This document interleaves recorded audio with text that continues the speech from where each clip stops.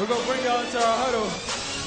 Today's Friday, October 25th, 2013, and you are in the NBA Huddle with me, Bram. With me, as always, my boy and producer, Scott. Scott here. And joining us after, a 6-week hiatus, we got Justin, trapped in Golden State Taylor, back with us. Thanks for having me back before the season kicks off. This feels like a big episode. We completely agree, man. It's not only been a long time since the last podcast, but we are less than a week from the most highly anticipated Warriors season, at least in recent memory. So yeah, man, for sure, we got big things to go through. In our Warriors update, we're going to go through the final 3 preseason games, including the Warriors' trip to China. We're going to discuss whether Golden State's decision to extend Andrew Bogut another full 3 years, news that just came out today, was in fact a good call. And we're going to mourn the waving of Seth Fredo Curry. And then in a brand new segment, one kind of Vegas-themed called Over-Under, we are going to give a series of fairly bold predictions for the Warriors season. But first, a little bit of housekeeping. Let's get the sponsorship out of the way. God knows why, but Uber has not yet dropped us. They remain our lone sponsor. I won't go through the full thing, but you know how I love them and cannot tell you how much I suggest that if you are a degenerate drinker, you check these things out. You guys have any Uber trips recently or no opportunity? I'm going to the airport tomorrow and thinking of using them. There you go. How about you, Justin? Anything? Yeah, I'm thinking about it. Way to add just dynamite content there, buddy. I really appreciate that. Well, we'll move on. Last week, we had a not-so-sober Tommy on, and he said a lot of things. One of the things he threw out there is when we were talking about Jerry West, he referred to Jerry West as a quote-unquote businessman who only cares about money and who loves the fact that he is, in fact, the NBA's logo and is getting huge royalties on that. Well, unfortunately, it turns out Tommy was, in fact, big wrong. Just recently, Jerry West gave an interview with the Grantland channel over there on ESPN.com and gave us the following quote about his logo status. Quote, "It's not important. It's not important. Some people say, oh, what an honor. Anytime somebody recognizes you, it makes you feel good, but it's not honoring me. That's not what it's doing. It's promoting an image of the league, which is always important to me. But," he adds with a laugh, "I think it would be nice to get a royalty off of that. That would be pretty cool." So it sounds like it's not too important and he's not making $1 off of it, yeah? I believe that he's not making any money off of it, but I don't believe it's not important to him. Yeah, I mean, how could it not? Just like I didn't believe his comment about the Lakers last week. All right. I did believe the comment on the Lakers. Do you know what he's talking about? Did you listen last week? Yeah, and I was thinking that as he said it, like, I don't know if he knows what the hell he's talking about. But Didn't I call him out? Didn't I say, how do you know that? Oh, I'm sure. And, to be fair, Tommy elicited a lot of opinions on this. He was wrong on multiple things. In fact, let me use this as a perfect springboard. Following his appearance, our email and Twitter account ended up going on fire. Aussie Dubman from Australia wrote in to say, "What up with that drunk dude Tommy on the pod? He was entertaining as a one-off, but please tell me he ain't a regular." Chulo from Oakland writes, "Tommy blew every subject he touched, but luckily Dave from Hayward chimed in. Tom, why the fuck is Bram and Scott not brought you on the Huddle sooner? Just listen to your episode, all capitals, bravo." So, was that Tommy that wrote that under another handle or what? I tried to rearrange all the letters in Dave from Hayward to see if it actually spelled out Tommy. Turns out, no such luck. I mean, we don't know. What'd you guys think? Did you like him? Was he over the top? Well, I was listening. I was drinking on myself, so that was, I was right in the mode for that podcast, and I was also in Hawaii, so I didn't really care what he got right and what he got wrong, but it was all worth it for the Monte Ellis story, just the image of him with his tucked in sweater and his hiked up jeans, and then Steven Jackson pounding a bottle of whatever it was behind the bar. I was like, okay, I see why they brought him on. I got it. Took a while for us to get there. I'm really glad that you had that reaction. Absolutely. It was a great time. I thought it was a fun episode. Yeah, a lot of good stories to add. So I appreciated him, and Aussie Dubman, maybe he won't be a regular, but, more than a one-off. Well, assuming 2 things. 1, Tommy is listening, and 2, is sober enough to understand the compliment. Nicely played, buddy. We hope to have you back at some point. I appreciated it, though, because I turned on, like I said, I was on vacation. I turned it on. I started listening, and one of the first things he said is, "Why don't you grab a drink?" And I thought, yeah, Why don't I? Well, thanks for drinking with us, man. Let me finish out just for a full record. Dave's take, Dave from Hayward. He adds, Bram and Scott, you guys just might have become the University of Kentucky Warriors podcast. One and done for all your guest hosts. First, Graham the coach, then Robert the intern, and now possibly Tommy. So he's taking shots at us saying we're losing people left and right. Justin, don't leave us, man. God knows what Dave will have to say after that. I keep begging you guys to come back. You guys keep inviting all these other people who don't want nothing to do with you. I'm taking a little bit of offense to all this. I'm not going to even address the idea that they don't want anything to do with us. You can go fuck yourself with that take. Last bit of housekeeping. This is coming at you, Scotty. A little bit of background, Justin, so that we're all on the same page. We are, in fact, a part of a fantasy basketball league. This week, we are. Thanks for the invite, by the way. It's a league that's been going on for 8 years. All the people are set up. It took me like years and years to break into this. It's league, hard. So it's hard to get in. Don't feel insulted. Scott ran the draft order this week to find out when we're drafting. We actually drafted, and Scott came up with the 7th pick. I ended up with the 11th, and I bitch. I sent out a text to everybody. This is bullshit. I'm completely screwed. So Scott answers with the following text: "Quote: I'd rather have 11th pick than be stuck where I am at the 7th spot." So shit, I jump all over that. I'm all fired up. I send Scotty a text. "What's up? Let's go ahead and trade." I mean, it seemed like a trade offer to me. I'm in. Scotty fucks me entirely and says, no go, and he sticks with the 7th. What's up with the change of opinion, dude? Why do you get my hopes all up? I understand how like sensitive and emotional you can be when you get bad news like that. So I was just trying to keep you afloat, keep your head in the game, trying to put a spin on the fact that, 11th is not that bad. You have that late pick in the first round, but then it's a snake draft, so it comes back real quick. You can get 2 solid guys. I mean, reality is, if you're not the top 1 or 2 picks in fantasy draft, it almost doesn't matter where you are. This doesn't say feel better about the 11th spot. It says I'd rather have the 11th pick. That was, I'm just copy and pasted that. Just reading this specifically. And Scott, maybe you can clear this up for me, but I got a feeling that Bram bitching on the league message board is pretty much a common theme throughout the season. It's gone down. It's gone down surprisingly. I've been kicked out of leagues before because of the villain that I generally play on message boards. In fact, my go-to line is that I'm not an asshole. I just play one on this message board, and I can now add I just play one on this podcast as well. But that's a good guess by you, Justin. And per usual, let me add, go fuck yourself. And in my opinion, I don't play fantasy basketball. I would have loved it if I would have got an invite, but. Moving on. Be happy that you're back on the podcast. The whole thing with the fantasy basketball draft is kind of like same with fantasy football. There's only so many superstars, and that's always been my opinion. When people talk about whether Harrison Barnes is a superstar, yeah. There's less than 10 superstars in the league. Fair. Harrison Barnes is not going to be one of them this year, so everybody calm down. Well, he's going to be great. I can verify there are not 11. At the 11th slot, I ended up with Mark Gasol, the loser. Scotty, you got? He's one of the best centers in the league. I guess that's true. Who'd you get with 7? I got Kevin Love. All right. In a league with 3 really good centers, you got one of them? I'll take it. Kevin Love might be a little bit better. I lied. That wasn't the final housekeeping. This is, please remember, we are changing the name. We're going over to Warriors Huddle, not next episode, but the episode following. From there on out, look for us under Warriors Huddle. That's going to be our name. All right, let's jump in, gentlemen. Warriors update, past scores, and current standings. This is the end of the preseason. We are rocketing towards the regular season. Here are the last 4 games. October 15th, 195 win over the Kobelis Lakers at the MasterCard Center, which is one of those buildings that was built for the Olympics over in Beijing. October 18th, 115-89 win again over the filthy Lakers. Wait, that's the Bird's Nest, right? I think that's exactly right. Good call. It's the Bird's Nest. MasterCard has nothing to do with it. Look at you with your big Chinese goddamn stadium knowledge, man. Way to go. I did a little Dub City graphic for that one. All right. Well, then at the Bird's Nest, sorry. Then when they came back from China, October 23rd, 91-90 lost to Sweaty Sac in Sacto. And then October 24th, 90-74 lost to Portland at home, a game I had an opportunity to go to and be fairly disgusted by. At the close of the preseason, the Warriors are now 3-4. Now, since these are, in fact, all preseason games, let's not go through them one by one. Instead, I got some observations, loved your guys' opinions, and then anything you guys want to add, I'm always interested in hearing. Here's my first one. Barnes has not played a single minute of preseason basketball since about 5 minutes in to the second preseason game, and that's due to an inflamed right toe.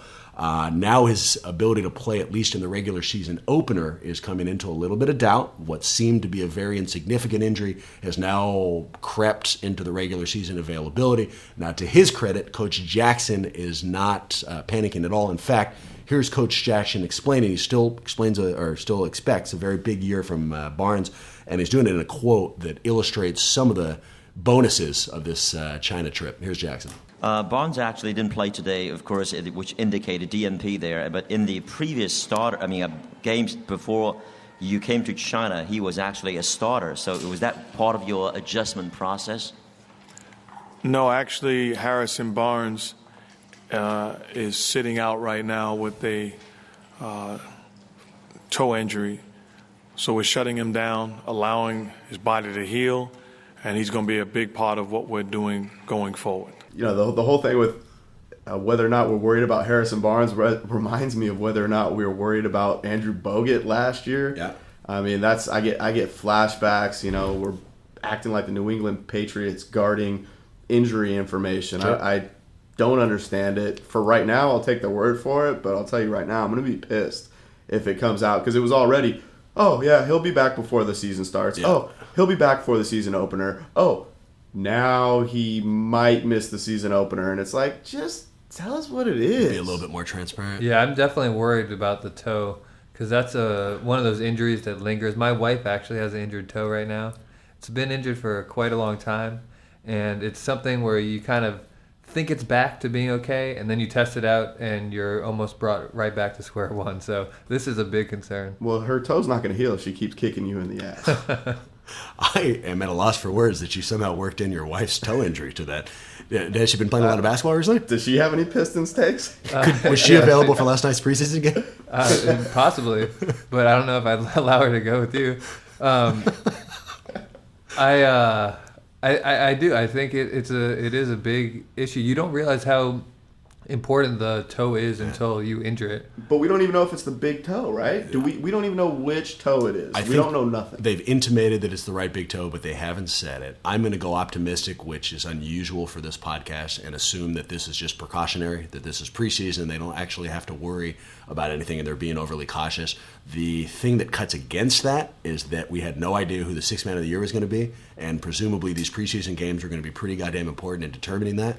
So that they sat him during what was supposed to be kind of an audition period does intimate that maybe this thing is a little bit nastier, but I hope and trust we will see him remarkably soon. And it pretty much just settles that, right? That's exactly what I was going to say. Right. Either long-term injury, short-term injury, whatever it is, the one thing it has established is that the question of who's going to be the sixth man, at least to start off the year, has now been answered. It's going to be Harrison Barnes, and it looks like Iguodala and Clay are both going to start. Next thing I want your guys' opinion on. We've said it. Let me just reset it. The Warriors did go out to China for the preseason. Now, it's good that it was a preseason, not during the year, but it's a damn long trip that they went out there. I think they were out there for, 10 days or something, played a couple of games and came back, and it is unquestioned that it affected them. When they were out there, they looked good. Now, the Lakers didn't have Kobe, and the Lakers are going to be shitty this year, but in both games, the Warriors took care of business, looked like the team that they're projected to be, and beat them both times. When they came back, they looked inconsistent. They looked tired. They looked like they were a little bit overhyped. They had Sacramento beat. They were up 14, then let them come storming back and lost by 1. And then in last night's game, they just quite simply got beat by Portland. So 7 points in the third quarter. They looked sluggish. So what do you guys think? Good idea to take these trips or bad idea? I'm actually wondering what your take is on whether you think it's a good thing or a bad thing that we've only played the Lakers and Sacramento all preseason, it feels like. Have we played each of them 3 times, and then we get that one stinker against Portland? Is this one of those things where you answer a question with a question, asshole? Did you listen to that question? It was like a direct question. We got to. We'll address that in a second. Yeah, we'll talk about that in a second. Give me your trip. Let me talk about the China trip. First off, big shout out to Rich, aka Poor Man's Commish, from Let's Go Warriors, because he was actually over there and did some amazing reporting. Can I pause you for a second? Yeah. Let me play you something from the Mark Jackson press conference. Coach Rich 2 with Let'sGoWarriors.com. So this is the Warriors' 4th preseason game, I believe. And you had your starters back in there at the end. Has the preseason gotten to a point where you're ready to catch the season now? The start of the regular season pretty soon? 教练，这个今天在这个关头，你是把你的主力队员基本上是先发五虎将、先发主力都放在了场上，这是不是就是你基本上是准备未雨绸缪，为你季后赛、为你在常规赛比赛打下的一个夯实的基础？就是说，准备是以这样的一种方式，或者说是为常规赛在做准备。Well, a couple of things played into the factor. Having to travel to Shanghai after the game, having tomorrow off. Really thinking that we have not been in sync yet, collectively, also individually. So it was important for us to try to establish a rhythm and try to get those guys playing well together. I didn't want to interrupt you, but I did have that thing locked and loaded because I thought it looked at two things. One, that Let's Go Warriors has become legitimate. We had representation in China, but two, Rich sounded a little nervous in that clip. Yeah, a little tough time concluding it, but it's always awkward when you're trying to craft a question, which is then going to be translated by somebody. So I think that probably added to the that's nerves. what it was. I think you might be a little generous. I think he had the question crafted pretty well and then had the bright lights slowly melt away at exactly what it was that he wanted to say. But I cut you off. What were you saying about the trip? Well, I do think that it's a huge trip to take and was probably an enormous factor in the fatigue that set in the games where they came back. But I think a trip like this helps out so much from a bonding and chemistry perspective because you're on the road in a foreign place and it's an opportunity to spend a lot of time together. You don't have the family interruptions and other responsibilities you'd have back at home. And so you end up forming this really tight bond, which I think is going to help them drastically in the season ahead because they're going to get over that fatigue and the time change. It'll take a couple days and a couple games, but you can't replace that brotherhood that's formed. And they got a lot of new guys this year, so hopefully those new additions are getting to know their teammates through this trip. What do you think? Good thing, bad thing? Well, first off, on that clip, when you turned it on, I was like, "Holy shit, Rich is fluent in Chinese." I was really impressed for a second there. But and another shout out to Rich because he really ruled the offseason, man. Yeah. He had the best coverage from Summer League, and he had the best coverage from China, and he was in Taiwan before that. I'm like, man, he's piling up the frequent flyer miles. For the Twitter heads out there, check out Let's Go Warriors, or at Let's Go Warriors. At Let's Go Warriors, at Poor Man's Commish. Yeah, he's great at updates. From the perspective of the camaraderie, the chemistry, it's definitely good for them to spend that much time about. The part that I don't like about it, not necessarily the jet lag and any of that, because they're going to catch up. The problem is they lose 2 days of training camp on an airplane. So that, and when they come, they get there, they're sluggish, they get back, they're sluggish. So really there's a 4-day, swing on when every other team is really putting in their 2 days, whatever they do. I'll give you two perspectives. From a team, I agree with you, Scotty, that whatever downsides there are to their performance in the preseason, from them having to make that travel and they look like shit against Portland and Sacramento, who cares? They're preseason games, it doesn't matter. And whatever relationships are built will be far more important than the 2 wins they could have had in the preseason. Who gives a fuck? From a fan's perspective, it's frustrating.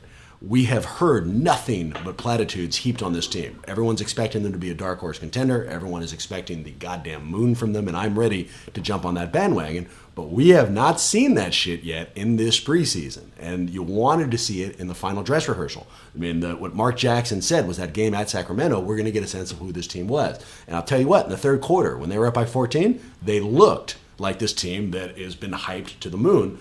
But possibly because of that trip, possibly because they're not quite as good as we thought they were, they then gave all of that away and ended up losing in the fourth. So from a fan's perspective, I haven't been able to get that clean look on what the hell we can expect from this team. Now, something tells me that the preseason wasn't built to make sure that Bram the podcaster could get a clean look. They don't give a shit, but it is a frustrating downside.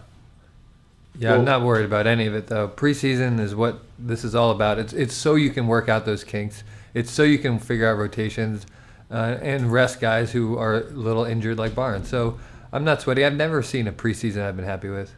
Yeah, and that Sacramento game, I mean, they played terrible for a quarter, and there's going to be stretches.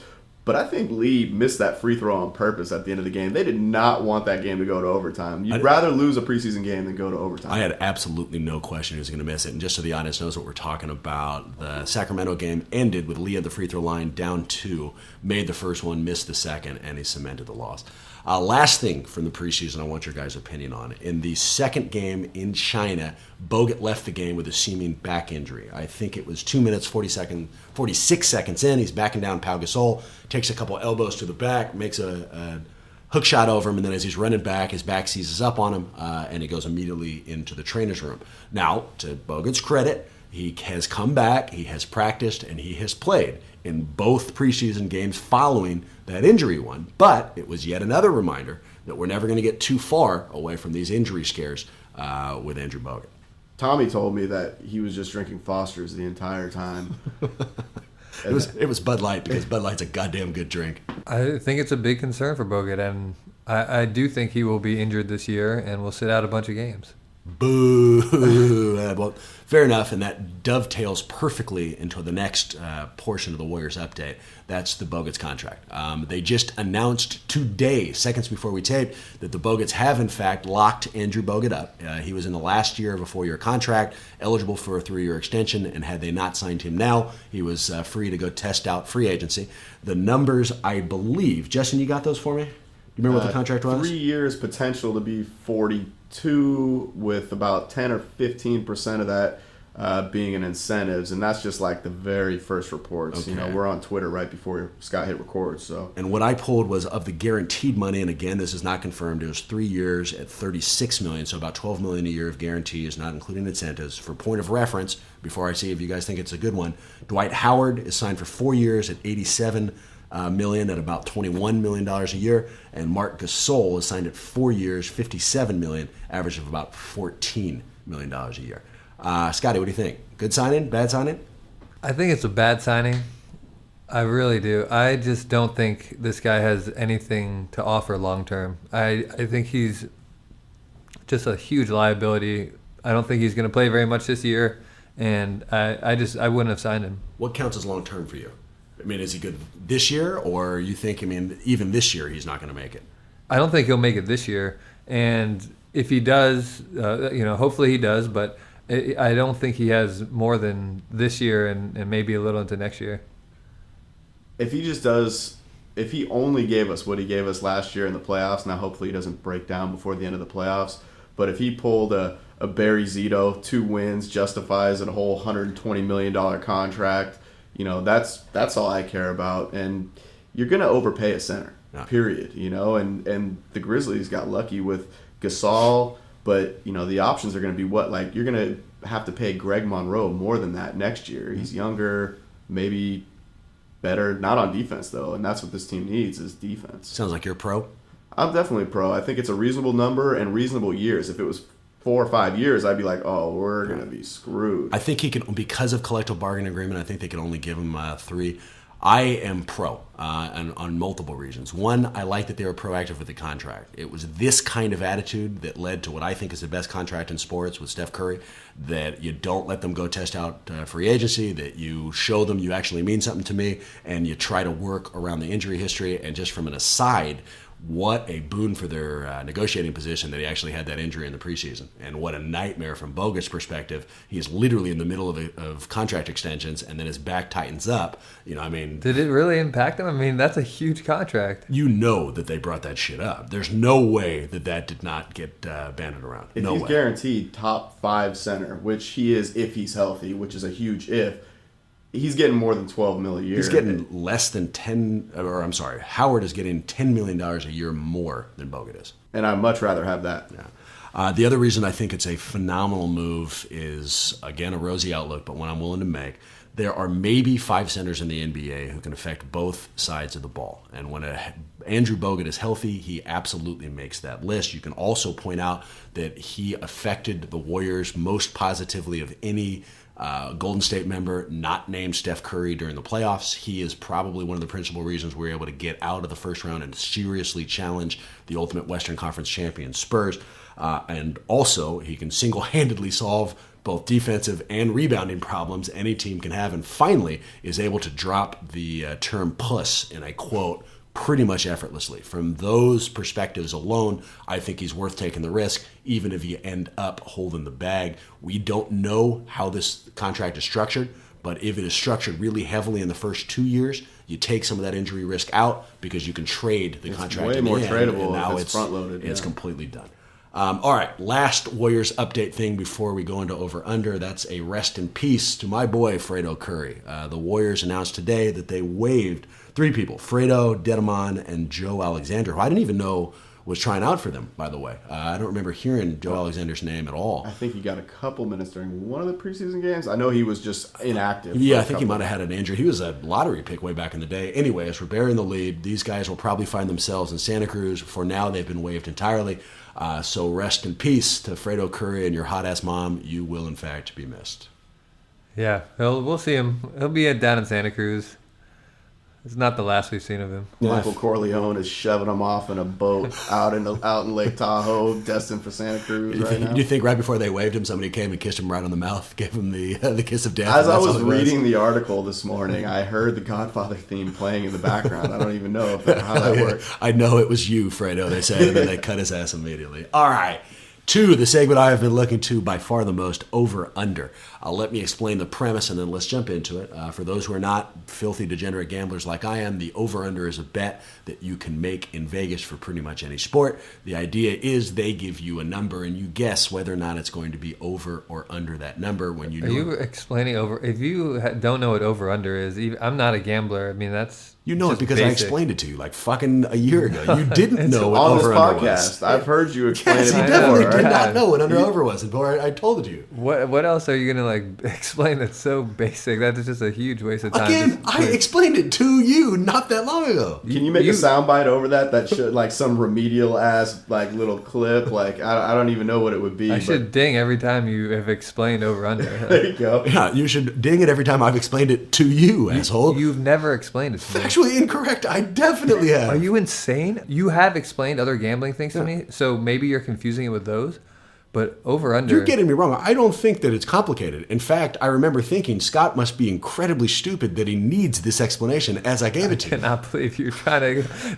It's just what happened. That's All right, just all right. what happened. But nonetheless, I guess I don't need to explain the rest of the premise. In here, I'm going to give you guys random over-under predictions for the Warriors, and I want you to tell me whether or not it's over and under. Let's start with a not easy one, but an important one. We've been talking about whether or not Harrison Barnes is going to be the sixth man. Looks like he is. We're all worried about his maturation as a player. Barnes minutes per game, 28. Over or under? Over, but it's close. Over.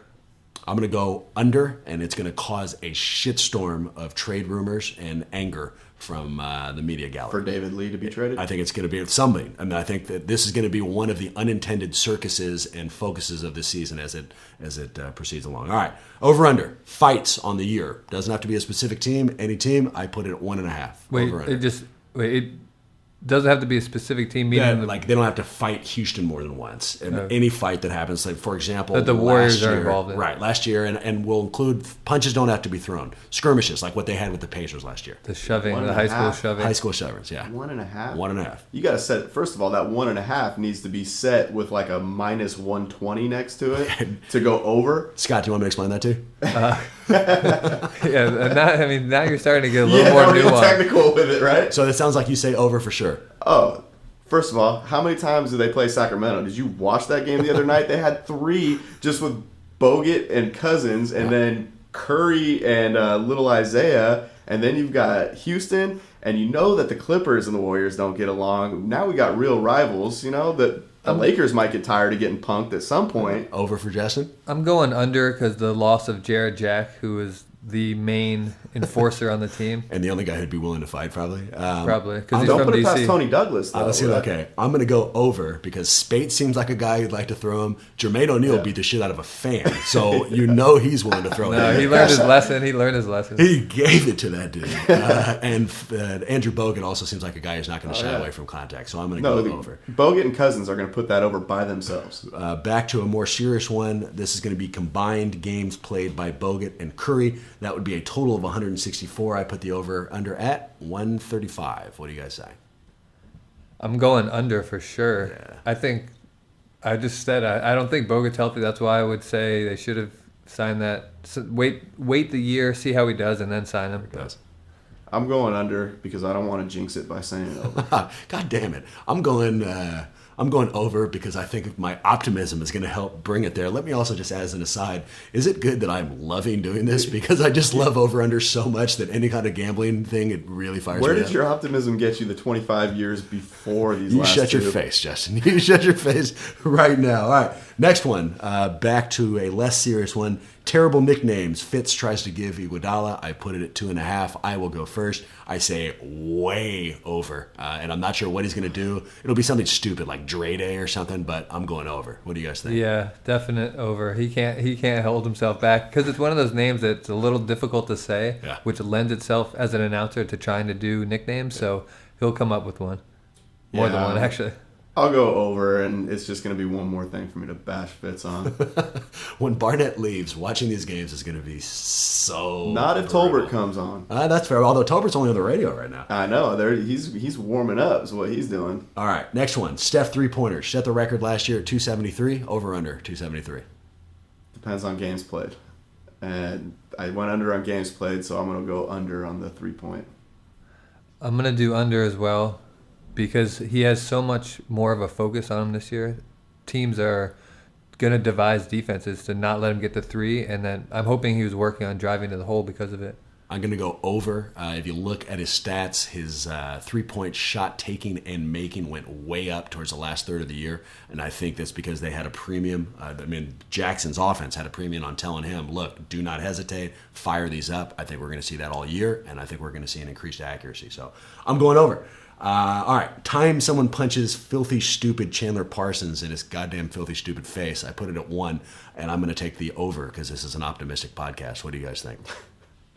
I'm going to go under because we have a preacher for a coach, and I think he's going to discourage that. Definitely under.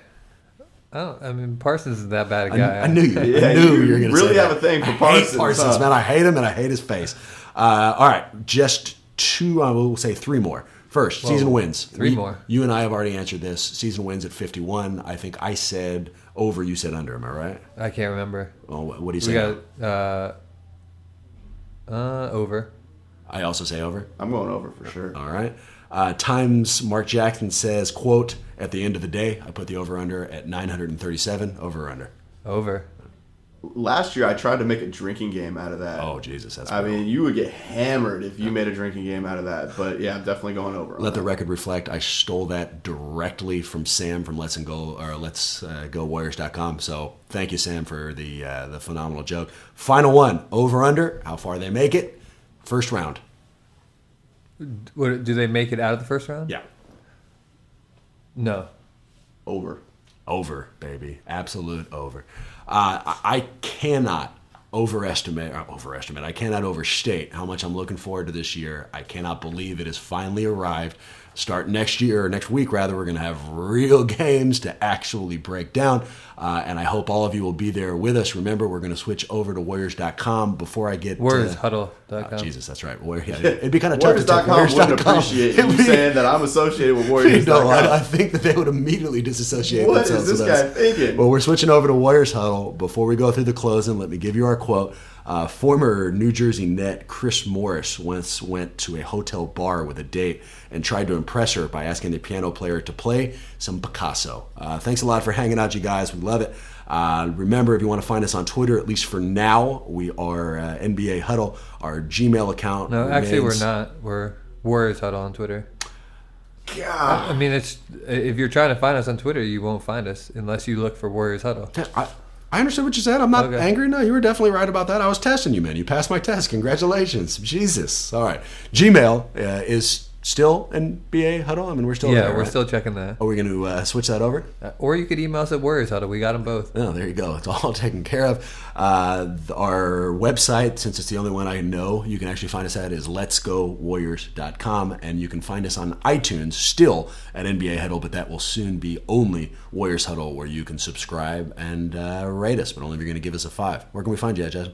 You can find me on Facebook and Twitter as Trapped in Golden State. You'll be able to find links to this podcast in both places as well. And I just wanted to give a shout out real quick to everybody who has listened to this podcast through Trapped in Golden State. Appreciate the support and all the feedback we've gotten. Yeah, absolutely. And thanks for listening all the way through. Yeah, exactly. I saved it for the end, so we'll see who actually, Hey, let us know if you actually heard what I just said. There you go. Great seeing you guys. Hopefully we'll see you real soon, and thanks for listening.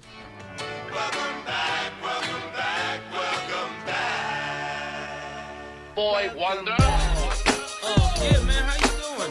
You good? I know you like that. I know you like that. How long you been back, man? Good.